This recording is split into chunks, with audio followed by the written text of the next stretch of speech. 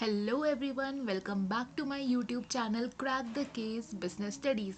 तो मुझे नहीं पता, मैंने ये वीडियो रिकॉर्ड करी थी लेकिन पता नहीं इस वीडियो में कुछ ग्लिच वगैरह आ गया। मैंने अपलोड भी कर दी थी लेकिन फिर मुझे बाद में पता चला कि अरे वीडियो में तो आवाज़ ही नहीं आ रही है। तो खैर मैं ये तुम्हारे लिए वीडियो दोबारा से रिकॉर्ड कर रही हूँ। तो हमने लास्ट केस स्टडी के सेशन में 8 तक की केस स्टडीज़ डिस्कस कर ली थी। तो अब हम 9 से स्टार्ट करते हैं, ठीक है। तो 9 देखो क्या है। Unique India limited decided to synchronise all the activities of the organisation. ठीक है, उन्होंने सोचा कि हमारी जो भी एक्टिविटीज़ है ऑर्गेनाइजेशन की, हम उन सबको आपस में सिंक कर देते हैं, ठीक है। While deciding what is to be done when it is to be done, ठीक है। साथ में उन्होंने ये भी डिसाइड करा कि क्या होना चाहिए और कब होना चाहिए, ठीक है। They tried to bring harmony between organisational goal and individual goals. ठीक है, अब वो चाहते हैं कि एक हारमनी आए हमारे ऑर्गेनाइजेशनल गोल में और इंडिविजुअल गोल्स में भी, ठीक है। While hiring employees HR department sure made sure qualification of the employees only joined the organization and they are paid as per their performance, ठीक है। अब जो HR है उन्होंने कहा कि जब हम लोग क्या करेंगे, जब हम एम्प्लॉयज़ को हायर करेंगे ना, तो कोशिश करना कि हम उन्हीं एम्प्लॉयज़ को हायर करें जो हमारी कंपनी की ऑर्गेनाइजेशन की पॉलिसीज़ के अकॉर्डिंग है, ठीक है। मतलब एक तरीके से जो हमें रिक्वायरमेंट्स चाहिए सिर्फ उसी हिसाब से हायर करा जाए, ठीक है। तो अभी हमसे पूछ रहा है 3 फंक्शंस बताने हैं जो आपको लगता है कि यहाँ पर आए हैं, ठीक है। 3 फंक्शंस ऑफ मैनेजमेंट। अब पहले तो तुम लोग ज़रा फ्लैशबैक में जाओ और याद करो कि फंक्शंस ऑफ मैनेजमेंट होते क्या क्या हैं, ठीक है। हमने 5 फंक्शंस ऑफ मैनेजमेंट पढ़े थे। Those are planning, organising, staffing, directing and controlling, ठीक है। अब तुम्हें ऊपर की केस स्टडी पढ़ के ऐसा क्या लगता है कि ऐसे कौन से फंक्शंस ऑफ मैनेजमेंट तुम्हें यहाँ पर दिख रहे हैं जो कि हैं इस केस स्टडी में, ठीक है।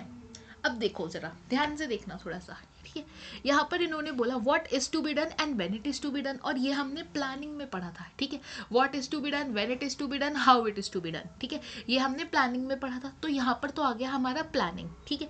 दूसरा उन्होंने बोला वाइल हायरिंग एम्प्लॉयज, ठीक है। जब हम हायर करते हैं एम्प्लॉयज को तो वो हमारे कौन से फंक्शन में आता है, वो हमारा स्टाफिंग में आता है, तो यहाँ पर आ गया हमारा स्टाफिंग, ठीक है। दूसरा उन्होंने बोला कि they are paid as per their performance. जब हम अपने ऑर्गेनाइजेशनल गोल्स, मतलब जब हम अपने एक्सपेक्टेड परफॉर्मेंस को अपनी एक्चुअल परफॉर्मेंस के साथ कंपेयर करते हैं तो उसे हम क्या कहते हैं, कंट्रोलिंग। तो यहाँ पर क्या आ गया उनका, यहाँ पे हमारा फंक्शन आ गया कंट्रोलिंग का, ठीक है। अब अगला क्वेश्चन देखो, कंसेप्ट ऑफ मैनेजमेंट। तुम्हें यहाँ पे क्या लग रहा है कि वो कौन सा कंसेप्ट ऑफ मैनेजमेंट यहाँ पर हमें यूज़ करने के लिए कह रहे हैं, ठीक है। मैंने कल तुम लोगों को पढ़ाया था एक वर्ड सिंक्रोनाइज, ठीक है। सिंक्रोनाइज मैंने तुम लोगों को पढ़ाया था कोऑर्डिनेशन में, ठीक है। जब हम सारे के सारे डिपार्टमेंट्स की एक्टिविटीज़ को सिंक कर देते हैं उसको सिंक्रोनाइज कहते हैं, ठीक है। जहाँ पे भी वर्ड सिंक्रोनाइज आएगा समझ जाना वहाँ पे कोऑर्डिनेशन का कंसेप्ट वो तुमसे पूछ सकता है, कोऑर्डिनेशन में कंसेप्ट ऑफ मैनेजमेंट या एस्पेक्ट ऑफ मैनेजमेंट क्या है, ठीक है। तो वहाँ पे जहाँ पे भी वर्ड सिंक्रोनाइज आएगा वहाँ पर हमेशा कोऑर्डिनेशन ही आएगा, ठीक है। अब दूसरी केस स्टडी पे चलते हैं। अब ये देखो तुम, इसमें क्या है, मैं तुम लोगों को एक सजेशन दूंगी जो शायद मैंने तुम्हें प्रीवियस केस स्टडीज़ के सेशंस में भी दिए हुए हैं, कि जब भी जैसे कोई भी केस स्टडी मैं अपनी स्क्रीन पे ला रही हूँ ना, तो पहले वीडियो को पॉज करो, उसके बाद खुद उस केस स्टडी को पढ़ो तुम लोग, ठीक है। तुम्हें लगता है कि हाँ हम लोग इस केस स्टडी का आंसर सही दे पा रहे हैं, ठीक है, फिर तुम उसे प्ले कर लो। और मैं तो तुम्हें यहाँ पे आंसर बताने के लिए ही बैठी हूँ, एक्सप्लेन करने के लिए ही बैठी हूँ, ठीक है। तो ऐसे करा करो हमेशा केस स्टडीज सॉल्व, ठीक है। अब अगला देखो, रोहन, सोहम एंड मोहसिन। इधर ना कुछ टाइपिंग एरर है, तो ये रोहन, सोहन एंड मोहन है, ठीक है। Are 3 friends, they have formed a company. One day they were having a conversation, ठीक है। अब इन 3 दोस्तों ने मिलकर एक कंपनी बनाई, ठीक है, जिसमें से रोहन कहता है I work in close use of many machines, ठीक है। जो रोहन है वो मशीनों के बीच में काम करता है, ठीक है।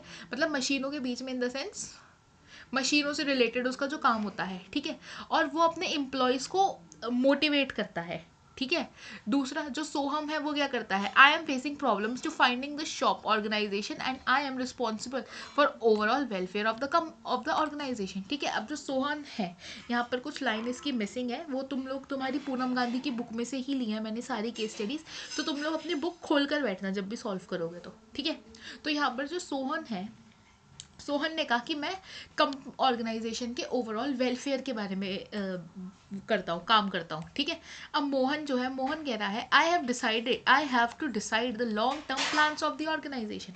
अब मोहन कह रहा है कि मैं जो हूँ, मैं ऑर्गेनाइजेशन के लॉन्ग टर्म प्लान्स बनाता हूँ, ठीक है। तो अब इसने हमसे पूछा है identify the different levels of management these friends belong to. अब यहाँ पे वो हमसे लेवल्स ऑफ मैनेजमेंट पूछ रहा है, ठीक है। तो अब फ्लैशबैक में जाओ और रिवाइंड करो कि लेवल्स ऑफ मैनेजमेंट क्या क्या थे। Top level management, lower level management और मिडिल लेवल मैनेजमेंट। अब याद करो टॉप लेवल में, मिडिल लेवल में या लोअर लेवल में हमने क्या करा था। टॉप लेवल में वो लोग होते हैं जो ऑर्गेनाइजेशन की प्लान्स बनाते हैं, पॉलिसीज बनाते हैं, ठीक है। तो क्या यहाँ पे मोहन जो है ये ऑर्गेनाइजेशन के लॉन्ग टर्म प्लान्स नहीं बना रहा है, बना रहा है। तो जो मोहन है ये आएगा टॉप लेवल मैनेजमेंट में, ठीक है। अब जो सोहम है, ठीक है, सोहम ओवरऑल वेलफेयर के लिए काम कर रहा है ऑर्गेनाइजेशन के, मतलब जो सोहम है वो आ रहा है मिडिल लेवल में, ठीक है। अब जो रोहन है, रोहन वर्क, मतलब रोहन क्या कर रहा है, मशीनों से रिलेटेड काम कर रहा है, और रोहन क्या करता है, अपने एम्प्लॉयज़ को मोटिवेट करता है काम करने के लिए, ठीक है। तो रोहन किस में आएगा, रोहन आएगा हमारा लोअर लेवल मैनेजमेंट में, ठीक है। अब हम अगले क्वेश्चन की तरफ मूव करते हैं। अब तुम लोग अगला क्वेश्चन देखो, ठीक है। इसमें क्या है, अगला क्वेश्चन वैसे ना मैं तुम लोगों को होमवर्क देने वाली हूँ, लेकिन मैं फिर भी तुम लोगों को एक बार एक्सप्लेन कर देती हूँ कि ये है क्या इस क्वेश्चन में, ठीक है। अब क्या है, जो जनरल मैनेजर है अल्फा किड्स लिमिटेड के, ठीक है, the general manager has divided all the employees of his company into 3 different levels. इन्होंने 3 डिफरेंट लेवल्स पे अपनी कंपनी को डिस्ट्रीब्यूट कर दिया, सारे एम्प्लॉयज़ को, ठीक है। The top level general manager and board of directors themselves work, ठीक है। टॉप लेवल पे जो काम करेंगे वो करेंगे जनरल मैनेजर और बोर्ड ऑफ डायरेक्टर्स, ठीक है। अब अगला है मिडिल लेवल। मिडिल लेवल पे कौन काम करेगा, मिडिल लेवल पे 4 डिपार्टमेंट्स जो हैं, ठीक है, इनके मैनेजर्स काम करेंगे। ये जो 4 डिपार्टमेंट्स हैं यहाँ पे, production department, purchase department, sales department and finance department, यहाँ पर इनके मैनेजर्स काम करेंगे मिडिल लेवल पे, ठीक है। Lower level is constituted one superior of each of the 4 departments, ठीक है। हर डिपार्टमेंट का एक सुपरवाइजर होगा लोअर लेवल में। The supervisor look after the daily activities of the subordinates. ये जो सुपरवाइजर है ये रोज की एक्टिविटीज देखेंगे सबऑर्डिनेट्स की, ठीक है। लोअर लेवल में ये आ गए। Often it is observed that the manager of all the levels busy sometimes with the planning of their respective departments and sometimes with the comparison of achieved results, ठीक है। अब ये ऑब्जर्व करा जाता है, एनालाइज करते हैं वो लोग कि जो मैनेजर्स हैं डिपार्टमेंट के वो अपनी ही प्लानिंग्स में बिजी हैं डिपार्टमेंट की, ठीक है, कि वो लोग देखते हैं कि क्या चीज़ कैसे करनी चाहिए, या फिर वो और डिपार्टमेंट से खुद को कंपेयर करते हैं कि जो हमें गोल्स दिए गए थे वो हमने अचीव करे या नहीं करे, ठीक है। Similarly sometimes they remain busy with the recruitment, selection and training of the employees and sometimes with their motivation। कई बार उन्हें देखा जाता है तो वो एम्प्लॉयज़ के रिक्रूटमेंट सिलेक्शन में बिजी रहते हैं, उन्हें ट्रेनिंग देने में बिजी रहते हैं और उन्हें मोटिवेट भी करते हैं, ठीक है। Mr. Sahil knows it very difficult. It is a very difficult job that the management cannot be done by a single person alone, ठीक है। अब एक मिस्टर साहिल हैं, उन्होंने नोटिस करा कि ना बहुत मुश्किल हो जाता है एक अकेले इंसान का ऑर्गेनाइजेशन को कंट्रोल करना, ठीक है, मैनेज करना बहुत मुश्किल हो जाता है, ठीक है। But when all join hands to work together the meaning of management is realise. जब सबके सब साथ में काम करेंगे ना तो जो मैनेजमेंट है वो आसानी से काम कर पाएगा, ठीक है। This is why he make all his efforts to effect the coordinate in the activities of all his employees, ठीक है। अब उन्होंने वो चाहते हैं कि जो सारे के सारे एम्प्लॉयज़ हैं ना, अब वो कोऑर्डिनेशन का आस्पेक्ट फॉलो करें ताकि जो हमारी मैनेजमेंट की एक्टिविटीज़ हैं वो आसानी से हो जाए and all the employees are working with the team spirit, और सबके सब टीम स्पिरिट से काम करें, ठीक है। तो अभी हमसे पूछ रहा है in the above paragraph 2 special features of management has been described, identify them by quoting a relevant lines and explain them, ठीक है। अभी हमसे कह रहा है कि जो ऊपर का ये जो पैराग्राफ है ना, ये जो केस स्टडी 11 है, इसमें 2 मैनेजमेंट के इम्पॉर्टेंट फीचर्स फीचर्स याद करना, फीचर्स क्या होती है, कैरेक्टरिस्टिक्स, ठीक है। तो ये हमसे पूछ रहा है इस ऊपर वाले पैराग्राफ में 2 मैनेजमेंट की कैरेक्टरिस्टिक्स जो तुम्हें दिख रही हैं वो बतानी है तुम्हें लाइन कोट करके, ठीक है। तो ये तुम लोगों का होमवर्क है, ये तुम लोग मुझे बताओगे कमेंट्स में लिख के, ठीक है। अब हम चलते हैं नेक्स्ट केस स्टडी पे अपनी। अब 12 देखो, 12 क्या है, 12 है हमारी identify the nature of management when it is practised as personalized application of existing knowledge to achieve desired results, ठीक है। अब क्या मैंने तुम्हें प्रैक्टिस और पर्सनलाइज नॉलेज एक नेचर ऑफ मैनेजमेंट में नहीं पढ़ाया था? पहले तो तुम लोग फ्लैशबैक में जाके ये याद करो कि नेचर ऑफ मैनेजमेंट क्या होते हैं, कौन से थे, ठीक है। Management as science, management as art and management as profession, ठीक है। अब नेचर ऑफ अब मैंने तुम्हें मैनेजमेंट एज साइंस में बताया था पर्सनलाइज्ड स्किल्स, ठीक है। तो इसमें वही आएगा, इसका जो आंसर है वो मैनेजमेंट एज आर्ट ही है, ठीक है। तो इसमें हमें बस उसके ये लिख देना मैनेजमेंट एज आर्ट, ठीक है। उसके बाद उसके वही 2-3 फीचर्स लिख देना जितने भी तुम्हें याद आ रहे हैं। अब हम इस पे चलते हैं अगली केस स्टडी पे। In a manufacturing unit the purchase department purchase 50 tons of raw material, ठीक है। अब एक परचेज डिपार्टमेंट है, उसने ना 50 टन्स रॉ मटेरियल खरीद लिया फॉर प्रोडक्शन, ठीक है। Although only 40 tons was needed, ठीक है। जो अब हमें चाहिए था सिर्फ जो प्रोडक्शन डिपार्टमेंट था उसे सिर्फ 40 टन्स ही चाहिए था, ठीक है। अब क्या हुआ, 40 tons was needed by the production department, ठीक है। Due to this goods were over produced and not accepted by the sales department, ठीक है। अब ज़्यादा गुड्स बन गए और सेल्स डिपार्टमेंट ने वो गुड्स एक्सेप्ट ही नहीं करे। सेल्स डिपार्टमेंट ने कहा था कि मुझे तो सिर्फ 5,000 गुड्स सेल करने के लिए बोला गया है, ये तुमने जो 6,000 गुड्स बना दिए हैं ना, ये कौन बेचेगा, मैं तो नहीं बेच रहा। As a result some goods remain unsold, ठीक है। कुछ गुड्स अनसोल्ड रह गए, ठीक है। What aspect of management is lacking above, तुम्हें क्या लगता है कौन सा आस्पेक्ट है जो ऊपर मैनेजमेंट का लैक कर रहा है यहाँ पे, ठीक है। अगर कोऑर्डिनेशन, अगर बातचीत होती इन तीनों की आपस में, प्रोडक्शन डिपार्टमेंट, परचेज डिपार्टमेंट और सेल्स डिपार्टमेंट की, क्या परचेज डिपार्टमेंट 50 टन्स खरीदता रॉ मटेरियल? नहीं खरीदता, ठीक है। या फिर क्या प्रोडक्शन डिपार्टमेंट उस 50 के 50 टन का बना देता माल, जबकि बोला तो 40 टन का बनाने के लिए है, ठीक है। तो क्या कौन सा तुम्हें ऐसा एस्पेक्ट लग रहा है या ऐसा कौन सा मैनेजमेंट का कंसेप्ट मिसिंग लग रहा है तुम्हें यहाँ पे? यहाँ पर क्या मिसिंग लग रहा है हमें? कोऑर्डिनेशन। इन तीनों डिपार्टमेंट्स के बीच में कोऑर्डिनेशन नहीं है, ठीक है। Explain any 2 points of importance of that aspect. अब हम यहाँ पे कोऑर्डिनेशन की कोई भी 2 इम्पोर्टेंस एक्सप्लेन कर देंगे, ठीक है। अब अगला देखो, अगला क्या है, ठीक है। The 3 employees of unique enterprise are working at different levels. अब जो 3 एम्प्लॉयज हैं यूनिक एंटरप्राइज के, ये तीनों डिफरेंट लेवल्स पर काम कर रहे हैं, ठीक है। अब लेवल्स याद कर लो कौन से थे तुम्हारे में लेवल्स, ठीक है। The first group is responsible for survival and growth of the organisation with the view of coping with changes going in the business environment, ठीक है। जो बिजनेस एनवायरनमेंट में चेंजेस आ रहे हैं ना, उसके हिसाब से जो बिजनेस एनवायरनमेंट में चेंजेस आ रहे हैं उसके हिसाब से जो फर्स्ट वाला ग्रुप है वो रूल्स एंड रेगुलेशंस बना सकता है, चेंजेस ला सकता है ऑर्गेनाइजेशन में, ठीक है। और जो फर्स्ट वाला है वो रिस्पॉन्सिबल है सर्वाइवल और ग्रोथ के लिए, ठीक है। अब देखो अगला देखो, this group prefers to include the changes immediately in the plan, ठीक है। ये फर्स्ट ग्रुप वाले की बात हो रही है। एकदम से अगर उसे लगता है कि हमारे कॉम्पिटिटर ने ये कार लॉन्च करी है तो वो भी कुछ चेंजेस करके अपने प्रोडक्ट में वो कार लॉन्च कर सकते हैं, इतनी अथॉरिटी है फर्स्ट ग्रुप वालों को, ठीक है।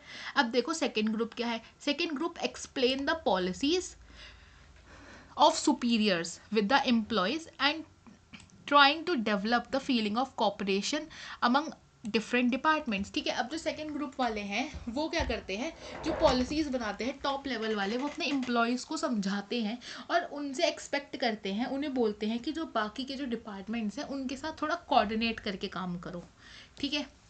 अब जो थर्ड ग्रुप वाले हैं वो रिस्पॉन्सिबल हैं maintaining quality and safety standards and minimising wastage. ठीक है, अब जो थर्ड ग्रुप वाले हैं वो प्रोडक्ट जो प्रोड्यूस होता है ना उसकी क्वालिटी मेंटेन करने के लिए रिस्पॉन्सिबल है। ठीक है, और जो थर्ड ग्रुप वाले हैं उनसे एक्सपेक्ट किया जाता है कि जो रिसोर्सेज की वेस्टेज है वो ना होए। ठीक है, तो अब यहाँ पे वो हमसे पूछ रहा है identify the level of management describe in the above paragraph. जो फर्स्ट ग्रुप वाले हैं क्या ये तुम लोगों को टॉप लेवल वाले नहीं लग रहे जो एकदम से चेंजेस कर सकते हैं रूल्स एंड रेगुलेशंस में?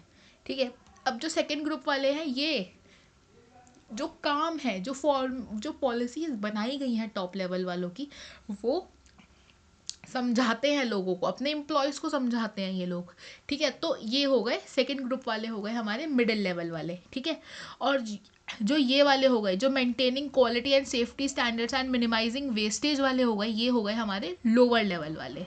ठीक है, तो अब ये हमसे बोल रहा है state any 2 functions of each level. ये बताने में हम एक्सपर्ट हैं, ये हम बता देंगे।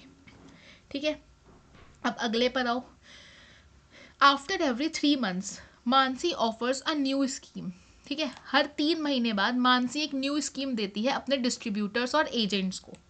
ठीक है, she tried her best bye conducting changes, mark the word changes. ठीक है, best bye conducting changes keeping in minds with the needs and wants of the customers. वो हर 3 महीने बाद, हर कुछ टाइम बाद वो पॉलिसीज चेंज करती है अपनी। ठीक है, और नई नई स्कीम्स देती है अपने कस्टमर्स को और एजेंट्स को, सॉरी डिस्ट्रीब्यूटर्स को और एजेंट्स को। ठीक है, और वो कुछ ऐसे मतलब जो अपनी नई नई स्कीम्स बनाती है, नई नई जो स्कीम्स बनाती है वो उसमें वो अपने कस्टमर्स को ध्यान में रखते हुए, अपने कस्टमर की डिमांड्स को ध्यान में रखते हुए वो चेंजेस करती है। ठीक है, और इंसेंटिव्स ऑफर करती है अपने कॉम्पिटिटर्स को। ठीक है, this give first advantage of Mansi and edge over the competitors. यहीं पर वो अपने कॉम्पिटिटर्स से जीत जाती है। ठीक है, तो अब तुम्हें यहाँ पे क्या लग रहा है मानसी जो है वो कौन सा प्रिंसिपल ऑफ मैनेजमेंट फॉलो कर रही है, या फिर मैं बोलूँ तो कौन सा फीचर ऑफ मैनेजमेंट फॉलो कर रही है? मैंने तुम्हें पहले भी बताया है जहाँ पर भी वर्ड चेंजेस आएगा ना वहाँ पर हमेशा मैनेजमेंट का डायनामिक फीचर आएगा ही आएगा। ठीक है, लिखवा कर रख लो मेरे से, जहाँ पर भी वर्ड चेंजेस आएगा वहाँ पे हमेशा, और उसने क्वेश्चन में पूछा होगा कौन सा फीचर ऑफ मैनेजमेंट या कौन सी कैरेक्टरिस्टिक ऑफ मैनेजमेंट फॉलो हो रही है, आंख बंद करके वहाँ पे डायनामिक लिख देना। ठीक है, कभी गलत नहीं कर पाओगे, कोई भी टीचर नहीं गलत कर पाएगा उस चीज़ को। ठीक है, अब अगले क्वेश्चन पर आओ। Vivo mobile to produce 20,000 mobile in 2017। अब वीवो जो है उसको 20,000 मोबाइल्स बनाने थे 2017 में। To achieve this target purchase department strives for timely production. Purchase department ने बोला कि मैं तुम्हें टाइमली प्रोडक्शन दूंगा, ये मतलब मैं तुम्हें रॉ मटेरियल टाइम पे खरीद कर दूंगा। ठीक है, फाइनेंस डिपार्टमेंट ने बोला रॉ मटेरियल परचेज करने में जोन से भी पैसे लगेंगे वो मैं प्रोवाइड करा के दूंगा, वो सारे फंड्स मैं प्रोवाइड कराऊंगा।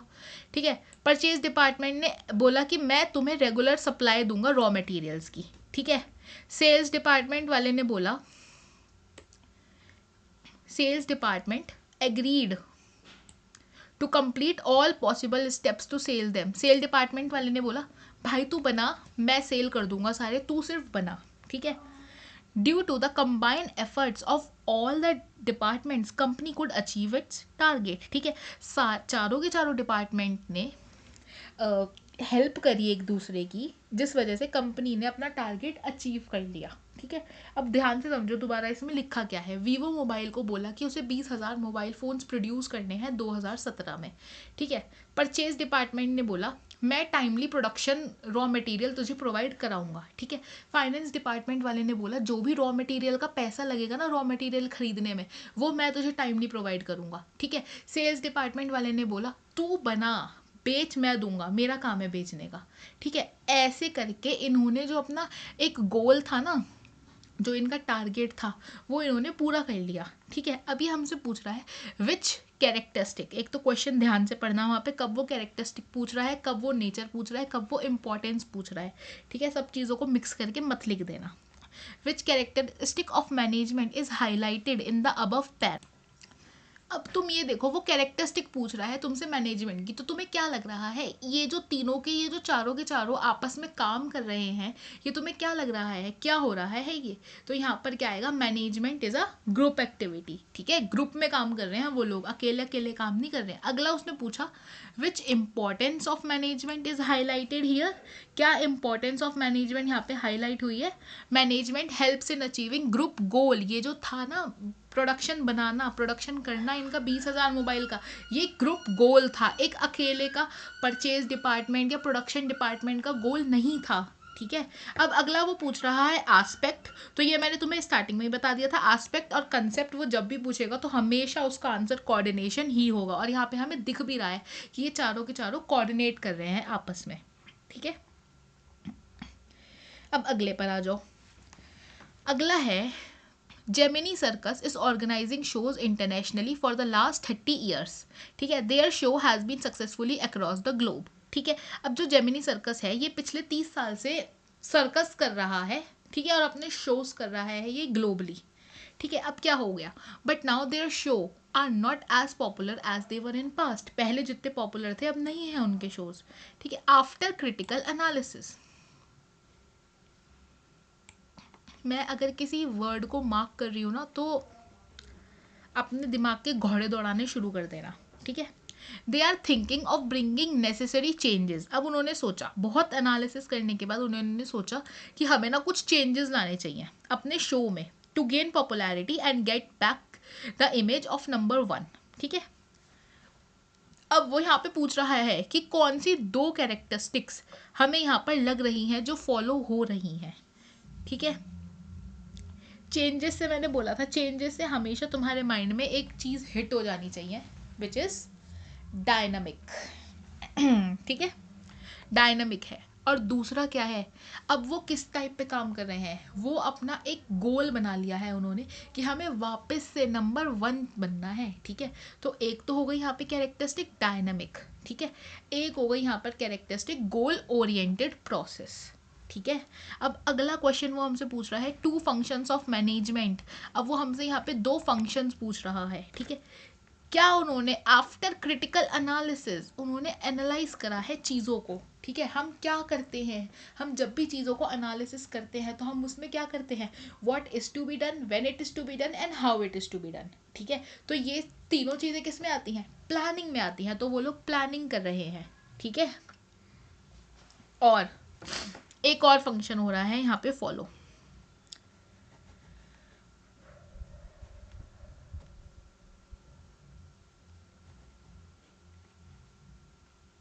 कंट्रोलिंग हो रहा है यहाँ पे फॉलो। क्यों हो रहा है कंट्रोलिंग फॉलो, क्योंकि उन्होंने जब अपने अब वाले जो रिजल्ट्स देखे हैं ना, जो उनके एक्चुअल रिजल्ट्स हैं, और जब उन्होंने अपने एक्चुअल रिजल्ट्स को अपने एक्सपेक्टेड रिजल्ट से कंपेयर करा, तब ही उन्हें पता चला है कि भैया अब हम नंबर 1 नहीं रहे हैं, अब हमारा बिजनेस कम हो गया, ठीक है। तो ये किसके अंडर में आएगा, ये भी कंट्रोलिंग में आएगा, ठीक है। अब अगला देखो, Sonu Nigam, the famous playback singer, always spends time on practice and add his creativity in his singing, ठीक है। Like Sonu Nigam, Rajeev manager of headline limited, ठीक है। अब राजीव है एक मैनेजर है हेडलाइन लिमिटेड का, uses his creativity and practice, Rajeev भी अपनी क्रिएटिविटी और प्रैक्टिस यूज करता है, मैनेजमेंट के प्रिंसिपल्स में करता है पर राजीव, ठीक है। डिफरेंट सिचुएशंस में वो अपनी क्रिएटिविटी और प्रैक्टिस यूज करता है to manage the business, the employees are happy and satisfied, he everyday reward employees for their punctuality and efficiency, ठीक है। अब वो यहाँ पे हमसे नेचर पूछ रहा है, नेचर कौन सा फॉलो हो रहा है ऊपर, ठीक है। क्रिएटिविटी एंड प्रैक्टिसेस, जहाँ पर भी तुम्हें ये शब्द दिखाई देंगे क्रिएटिविटी एंड प्रैक्टिसेस, यहाँ पर आंख बंद करके मैनेजमेंट एज आर्ट लिख कर आ जाना, ठीक है। अब वो पूछ रहा है 2 aspects of nature of management, तो ये बताने में हम एक्सपर्ट हो चुके हैं, ये हम बता ही देंगे, ठीक है। अब अगला देखो 19 है तुम्हारा, management of alpha limited has installed a special recycling plant to recycle the waste instead of dumping the waste in the ground, ठीक है। अब इन लोगों ने क्या करा कि जो भी वेस्ट होगा ना हमारा, हम उसे रिसाइकिल करेंगे, ठीक है, इंस्टेड उस कूड़े को फेंक देने का, ठीक है, dumping the waste in the ground, ठीक है। It is also providing employment opportunities, अब वो एम्प्लॉयमेंट अपॉर्चुनिटीज़ भी प्रोवाइड कर रहा है आसपास के एरियाज़ में। And the company started a school near by for the children of their employees, जो भी वहाँ पे कंपनी के एम्प्लॉयज़ हैं उनके बच्चों के लिए अब वो स्कूल भी प्रोवाइड करने लगा है। ठीक है, तो अब देखो यहाँ पर क्या हो रहा है, यहाँ पे identify the objects of company is fulfilling. ठीक है, पहला तो यही हो गया कि इन लोगों ने सोचा कि अब हम रिसाइकलिंग करना स्टार्ट करेंगे, सोशल ऑब्जेक्टिव हो गया। ठीक है, दूसरा इन लोगों ने एम्प्लॉयमेंट अपॉर्चुनिटीज़ प्रोवाइड करी, सोशल ऑब्जेक्टिव हो गया। तीसरा, इन लोगों ने स्कूल खोल दिया उन एम्प्लॉयज़ के बच्चों के लिए, उन लोगों के लिए जो इनके पास एम्प्लॉयज़ हैं, पर्सनल ऑब्जेक्टिव हो गया। ठीक है, तो हमने अगले क्वेश्चन में यही पूछा है, quote the lines from the above paragraph which indicate those objective. ठीक है, अब तुम्हें यहाँ पे लाइन कोट करनी है कि तुम्हें क्या लगता है कि कौन सी लाइन में वो लोग कौन सा ऑब्जेक्टिव फॉलो कर रहे हैं, ये इसका आंसर भी आप लोग मुझे कमेंट करके बताएंगे। ठीक है, अब अगला देखो, director of ABC limited assign the task of implementing the plans and policies framed by the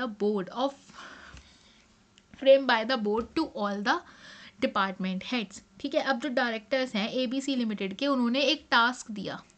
ठीक है, प्लान्स और पॉलिसीज जो भी हम लोग बना रहे हैं वो आप सबके सब डिपार्टमेंट के हेड्स को बताएंगे। ठीक है, डिपार्टमेंटल हेड्स अपॉइंटेड